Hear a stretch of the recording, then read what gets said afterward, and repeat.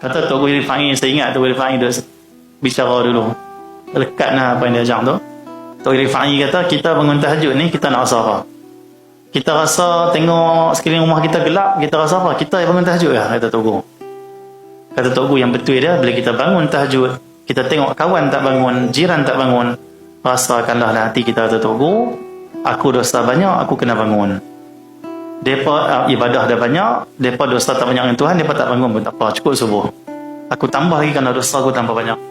Hatiku tambah kotor, kena mujahadah lagi. Aku bangun sebab aku tahu. Tu Tok Guru didik lah. Didik ikhlas, didik tawaduk, didik bagi kenal diri. Tu orang itu disebut kenal diri, kenal Allah. Arafa nafsahu, arafa rabbahu. Siapa tak kenal diri, tak kenal Allah.